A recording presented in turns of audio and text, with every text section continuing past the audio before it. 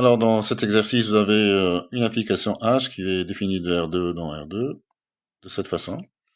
On vous demande de montrer que H est linéaire. Ensuite, on vous demande de montrer que H est ni injective ni surjective. Et enfin, on vous demande de trouver une base du noyau et une base de l'image. Voilà, je vous laisse cliquer sur pause pour réfléchir sur cet exercice et puis reprenez la lecture de la vidéo pour voir le corriger. Allons-y donc, montrant que H est linéaire. Pour cela, on va montrer la chose suivante, montrant que quel que soit U et V dans R2 et alpha dans R, on a F2, ou c'est H. L'application s'appelle H. Voilà, donc H de alpha U plus V, c'est alpha H de U plus H de V. Prenons donc les deux vecteurs U et V. Voilà donc le vecteur. Ça va être des vecteurs x, y, x', y' dans R2 et alpha dans R. Je vais faire calculer h de alpha xy plus x', y'. Donc ça c'est h de alpha x plus x' et de alpha y plus y'. Donc ça, d'après l'expression de h, c'est alpha x plus x' moins alpha y plus y'. Et sur la deuxième composante, j'ai moins 3 fois alpha x plus x' plus 3 fois alpha y plus y'. Donc, on va développer ces écritures pour dire que ça, c'est alpha x moins alpha y plus x' moins y'. Et sur la deuxième composante, j'ai moins 3 alpha x plus 3 alpha y moins 3 x' plus 3 y'. On va maintenant diviser ce vecteur en deux vecteurs. Donc ça fait alpha x moins alpha y moins 3 alpha x plus 3 alpha y. Et le deuxième vecteur, c'est x' moins y' moins 3 x' plus 3 y'. Donc ça fait, là je peux mettre alpha en facteur, ça fait alpha facteur de x moins y, moins 3x plus 3y. Ensuite, je garde le deuxième vecteur, c'est x' moins y', moins 3 x' plus 3 y'. Et donc ça me fait alpha, ce qui est là, c'est h de xy. Et ce qui est là, c'est h de x', y'. Donc vous voyez bien que h est linéaire.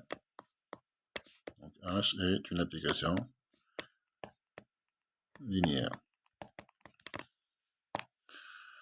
Maintenant, on va montrer que h est ni injective ni surjective. Donc il faut trouver le noyau de h. Donc je vais dire que xy appartient au noyau de h, si seulement si h de xy est égal au couple 0, 0. Donc ce qui est équivalent à h de xy, c'est x moins y, moins 3x plus 3y, et ceci doit être nul. Donc ceci est équivalent au système suivant. X moins y est égal à 0, et moins 3x plus 3y est égal à 0. Donc x est égal à y, et sur la troisième ligne, on aura 3x qui est égal à 3y, donc x égale à y. Donc ce système est équivalent au fait que x soit égal à y. Ainsi, xy, c'est un x, appartient au noyau de h. J'ai bien écrit h, oui. Si seulement si, xy est égal à xx en fait. Donc c'est quoi le noyau de h? Donc R de h, c'est égal ensemble des couples xx, où x appartient à R. Et donc vous voyez que ça c'est différent du singleton 0, 0. Il y a une infinité d'éléments dans le noyau. Vous prenez n'importe quelle valeur de x dans R, vous prenez le couple xx, vous allez avoir un élément du noyau. Donc le noyau contient une infinité d'éléments. Il n'est pas réduit au singleton 0, 0, donc H n'est pas injectif.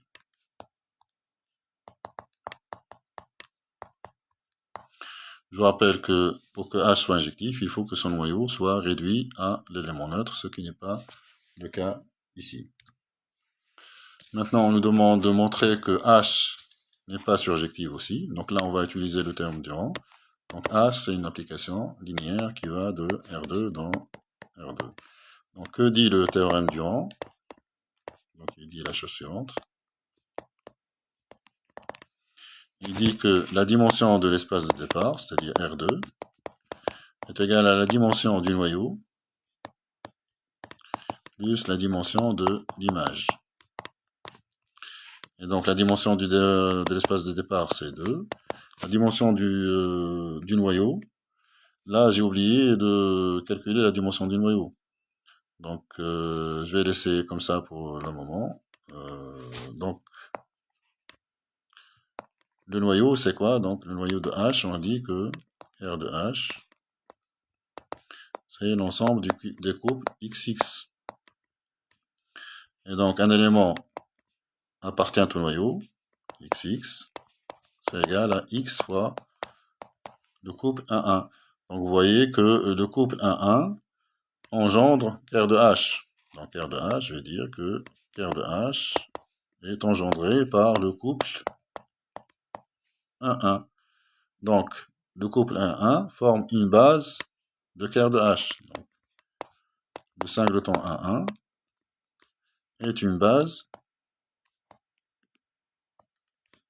de R de H. Et par suite, la dimension de R de H est égale à 1. Voilà, donc j'avais besoin de ça pour le théorème de rang. Donc je reprends le théorème de rang. Donc la dimension R2, c'est la dimension de R de H plus la dimension de l'image de H. Donc ça, c'est égal à 2. Ça, c'est égal à 1. Donc la dimension de l'image de H, c'est égal à 1. Donc ceci veut dire que l'image n'est pas égale à R2. Donc l'image de H, je peux dire que l'image de H est différente de R2, car la dimension de l'image de H n'est pas égale à 2. Et donc, H, c'est une application de R2 dans R2. Pour que H soit surjectif, il faut que l'image soit égale à R2, ce qui n'est pas le cas ici. Donc H n'est pas surjectif. H n'est pas surjectif. Voilà donc pour la deuxième question. Passons à la question suivante, qui est là où on vous demande de trouver une base du noyau. Donc une base du noyau, on l'a déjà trouvé. Donc on a bien vu que le couple 1,1 forme une base du noyau. Je vais y arriver. 1,1 est une base de R de H. Maintenant, on nous demande de trouver une base de l'image. On sait que la dimension de l'image de H est égale à 1. Donc, pour trouver une base de l'image de H, il suffit de trouver n'importe quel élément non nul de l'image. Donc, je vais prendre cet élément-là, soit U égale H de 1, 0. H de 1, 0, c'est 1, moins 3. Donc, le vecteur U, qui est égal à 1, moins 3, est un élément non nul de l'image. Donc, je peux dire que U est une base de in de H. Voilà donc pour cet exercice. J'espère qu'il vous sera utile. N'oubliez pas, s'il vous plaît, de liker cette vidéo et de vous abonner à notre chaîne. À bientôt.